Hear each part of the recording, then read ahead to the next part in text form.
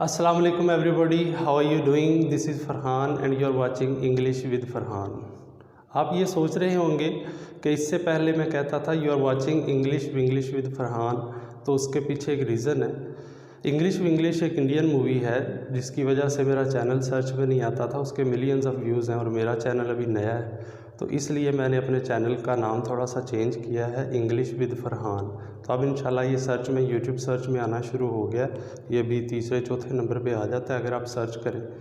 तो आज हम बहुत ही इम्पोर्टेंट टॉपिक डिस्कस करेंगे, वो ये है कि हमने प्रेजेंट इंडेफिनिट को कंप्लीट तो कर लिया है और उसके बाद हम उसकी स्पोकन प्रैक्टिस कर चुके हैं। वो सेंटेंसेस की शक्ल में थे। उसमें मैंने बताया था कि how to formulate sentences in present indefinite and how to tell your daily routine of life। अब सबसे पहली चीज़ है सेंटेंसेस और उसके बाद है पैराग्राफ यानी अगर हम सेंटेंसेस बना सकते हैं तो पैराग्राफ भी बना सकते हैं, अगर पैराग्राफ बना सकते हैं तो ऐसे भी लिख सकते हैं। तो प्रेजेंट इंडेफिनिट इतना इम्पोर्टेंट टेंस है कि हम इसमें अपनी डेली रूटीन ऑफ लाइफ की जो भी बात करनी होती है वो हम प्रेजेंट इंडेफिनिट में करते हैं।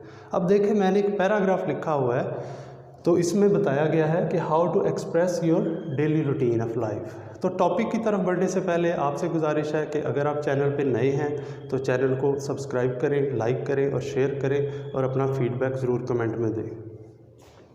तो सबसे फर्स्ट सेंटेंस है, मैं रोज़ाना सुबह 6 बजे उठता हूँ, नमाज़ पढ़कर सैर के लिए चला जाता हूँ, थोड़ी देर वर्जिश करता हूँ और चंद मील भागता हूँ। बाहर बड़ी चहल पहल होती है, परिंदे दरख्तों पर चहचहाते हैं, थोड़ी देर बाद सूरज भी निकल आता है, शबनम के कतरे घास पर मोतियों की तरह चमकते हैं। जब 7 बजे घर पहुंचता हूं तो अम्मी नाश्ता तैयार कर देती हैं। नाश्ता करने के बाद कॉलेज चला जाता हूं। अब ये देखें, ये पूरा एक पैराग्राफ है और उसमें daily routine of life discuss की गई है। अगर हमें यूज़ ऑफ प्रेजेंट इंडेफिनिट आता है तो हम इजीली हमें कुछ भी अपनी रूटीन ऑफ लाइफ के बारे में लिखना है या किसी भी चीज़ को, जैसे पोइट्री है, पोइट्री का आपने जो भी लिखना होता है उसमें प्रेजेंट ज़्यादा डिस्कस होता है। इसी तरह अगर कोई स्टोरी है तो स्टोरी में पास्ट डिस्कस होता है। तो अभी हम पास्ट पे पहुँचे नहीं हैं, तो अभी देखिए आप रूटीन ऑफ लाइफ को किस तरह एक्सप्रेस करते हैं। तो सबसे फर्स्ट सेंटेंस है, मैं रोज़ाना सुबह 6 बजे उठता हूँ। तो सबसे पहले सब्जेक्ट, वर्ब और ऑब्जेक्ट और नॉट कहाँ पे आना है, इंट्रोगेटिव सेंटेंस कैसे बनाना है, हम बड़ी डिटेल से सेंटेंस स्ट्रक्चर को डिस्कस कर चुके हैं। अगर आप चैनल पे न्यू हैं तो मैं जो सेंटेंस स्ट्रक्चर वाली वीडियोस हैं उनके लिंक जो हैं डिस्क्रिप्शन में शेयर कर दूंगा। आपसे गुजारिश है सबसे पहले वो देखें। सबसे पहले आपको सेंटेंस फार्मूलेट करना कैसे है वो पता होना चाहिए, फिर आप easily step by step sentence को भी फार्मूलेट करेंगे, फिर आहिस्ता आहिस्ता पैराग्राफ बनाना शुरू कर देंगे। और आज प्रेजेंट इंडेफिनिट के हवाले से ये हमारी लास्ट वीडियो होगी, इससे आगे फिर हम प्रेजेंट कॉन्टीन्यूअस की तरफ चलेंगे। Hey there. Subscribe to my channel. And also press this bell icon. तो मैं रोज़ाना सुबह 6 बजे उठता हूँ। I wake up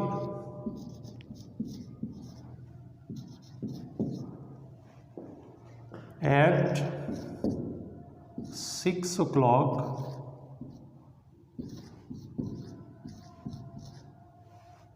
every morning।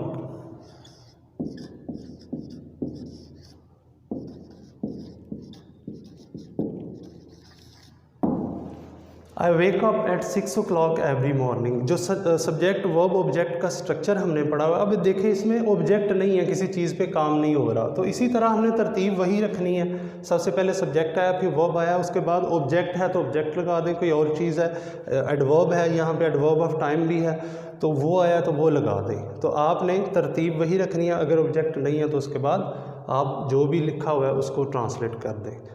नमाज पढ़कर सैर के लिए चला जाता हूँ। अब इसमें मैं नहीं है तो ऑब्वियसली मेरे बारे में ही बात हो रही है, मैं अपने बारे में बात कर रहा हूँ, तो आए ज़रूर लगाएंगे, आए ही इसमें सब्जेक्ट है। I go out for a walk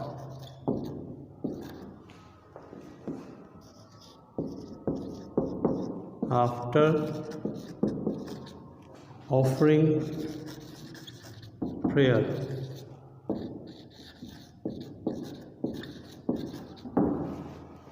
अब देखें मेन चीज़ वही है कि आपने पहले ये चीज़ देखनी है कि सब्जेक्ट क्या है और वर्ब क्या है। ऑब्जेक्ट इसमें नहीं है, किसी चीज़ पे काम नहीं हो रहा, बाकी चीज़ें हम उसके बाद लगाएंगे। तो नमाज पढ़कर सैर के लिए चला जाता हूँ, तो I go out for a walk, मैं सैर के लिए चला जाता हूँ। कब? After offering prayer. यहाँ पे ये पॉइंट आपने नोट करना है कि अगर किसी प्रेपोजिशन के बाद वर्ब आती है, यहाँ पे मेन वर्ब तो गो है, और यहाँ पे बाहर का जिक्र नहीं है, लेकिन कॉमन सेंस और टेंस दो चीज़ों का ख्याल रखना है। कॉमन सेंस की यही बात है कि गो आउट, आई गो आउट, मैं बाहर चला जाता हूँ। तो उसके बाद अगर टू के बाद हमें ऑफर वर्ब है, ऑफर्ड, यहाँ पे मेन वर्ब ये है। अगर कोई और वर्ब आ गई है तो हमने उसको इस तरह से लगाना है कि अगर टू के बाद, जैसे I advise you to work hard, I advise you to learn English, तो एडवाइज़ मेन वर्ब है। उसके बाद अगर हमें कोई वर्ब लगानी पड़ गई है तो टू के बाद फर्स्ट फॉर्म आएगी, और अगर किसी टू के अलावा किसी और प्रेपोजिशन के बाद हमें कोई वर्ब लगानी पड़ गई है, जैसे इन है, फॉर है, तो उसके बाद हम ING form of verb, present participle लगाते हैं। उसके बाद नेक्स्ट सेंटेंस है, थोड़ी देर वर्जिश करता हूँ और चंद मील भागता हूँ। अब इसमें देखें, इसमें भी मैं नहीं है, लेकिन ऑब्वियसली मैं ही ये काम करता हूँ, तो इसलिए हम आई लगाएंगे। थोड़ी देर वर्जिश करता हूँ, I take exercise.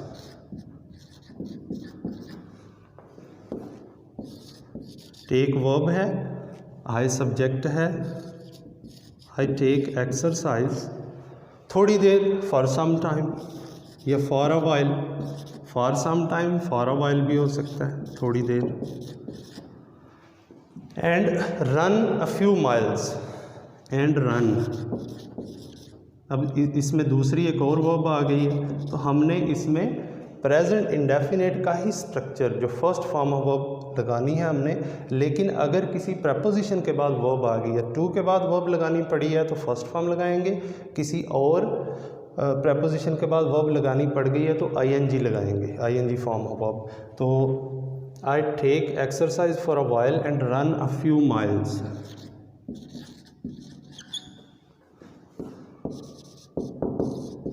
Next sentence की तरफ बढ़ते हैं। बाहर बड़ी चहल पहल होती है।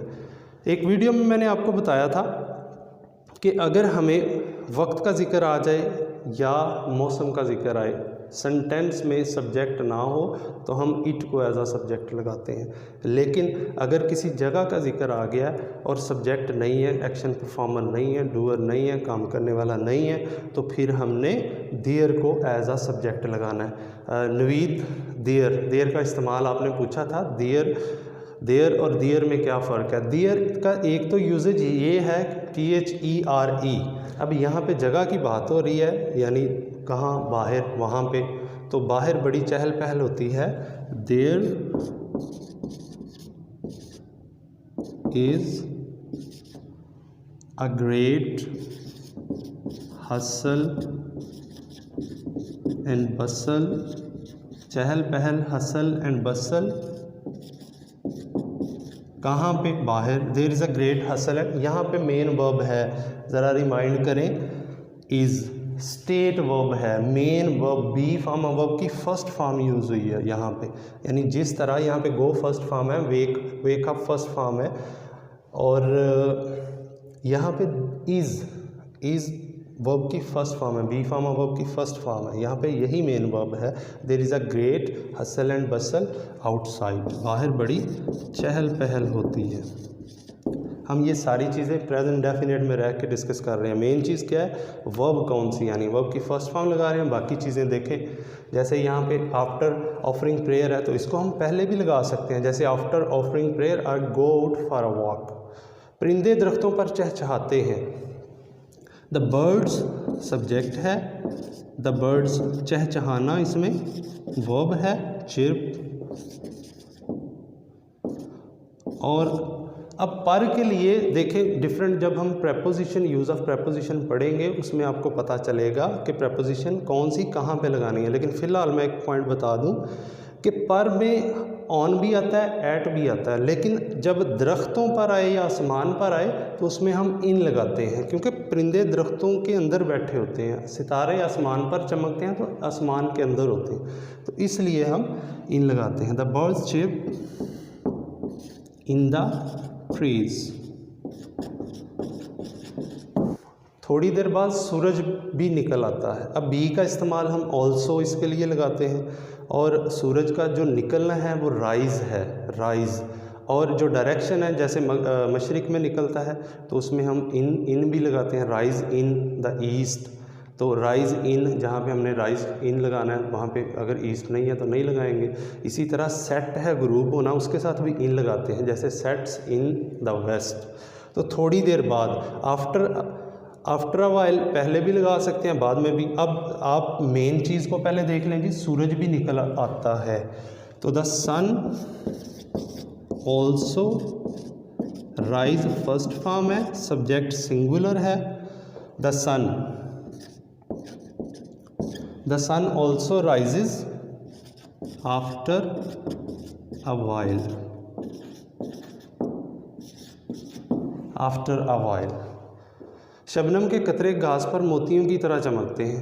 अब शबनम के कतरे चमकते हैं तो ड्यू ड्रॉप्स जो हैं वो क्या करते हैं, चमकते हैं। कहाँ पर, घास पर। कैसे, मोतियों की तरह। तो सबसे पहले सेंटेंस स्ट्रक्चर को फॉलो करेंगे। The dew drops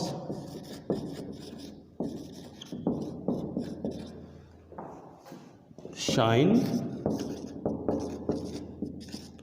on the grass. अब यहाँ पे देखें पर के लिए ऑन लगा है, on the grass like pearls.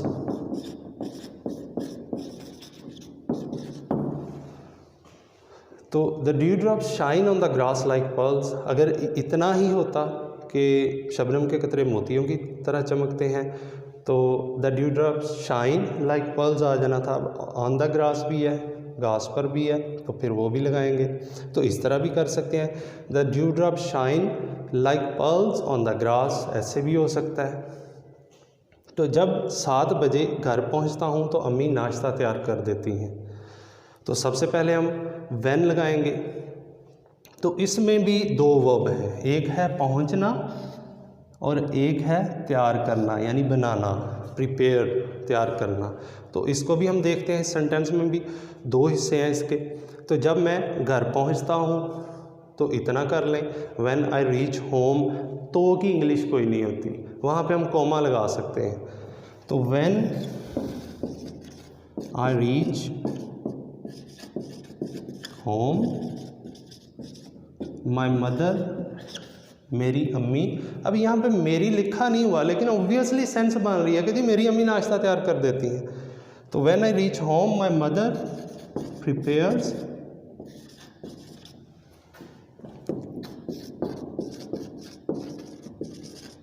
Breakfast. किसके लिए करती हैं, फॉर मी, मेरे लिए, फॉर मी। अब यहाँ पे मैं ऑब्जेक्ट हूँ, जैसे मैंने पिछली जो हमने सेंटेंस स्ट्रक्चर वाली भी और उसमें स्पोकन वाली, इंग्लिश स्पोकन वाला जो लेक्चर था उसमें बताया था कि जब कोई भी प्रोनाउन एज अ ऑब्जेक्ट इस्तेमाल होना है तो उसकी ऑब्जेक्टिव फॉर्म लगाएं। नाश्ता करने के बाद कॉलेज चला जाता हूँ।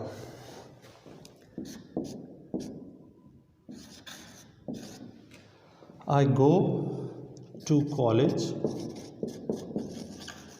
अब यहाँ पे भी देखें 2 काम है, नाश्ता करना भी है, करना टेक द ब्रेकफास्ट, और जाना। तो इसको हमने कैसे करना है, तो सबसे पहले main verb I go to college, after, अब आफ्टर फिर प्रेपोजिशन आ गई है और प्रेपोजिशन के बाद हम वर्ब लगाने लगे हैं टेक। तो अब हमने क्या करना है, टेकिंग लगाना है। टू के बाद जब भी कोई, टू प्रेपोजिशन के बाद जब वर्ब की कोई फॉर्म आएगी फर्स्ट लगेगी, लेकिन किसी और प्रेपोजिशन के बाद आएगी कोई भी वर्ब की फॉर्म तो आईएनजी लगेगी, मेन टेंस जो मर्जी चल रहा हो। After taking breakfast, I go to college after taking breakfast. अब हम इसको इस तरह भी कर सकते हैं कि after taking breakfast I go to college, दोनों तरीके ठीक हैं। इसी तरह हम प्रैक्टिस को जारी रखेंगे। मैं आपको थोड़े से सेंटेंस दिया करूँगा, आपने उनको प्रिपेयर करना है और नेक्स्ट वीडियो के एंड पे मैं उसका सोल्यूशन दे दिया करूँगा और आपने उसको उसके साथ मैच कर लेना है। This is what I have today. Thank you.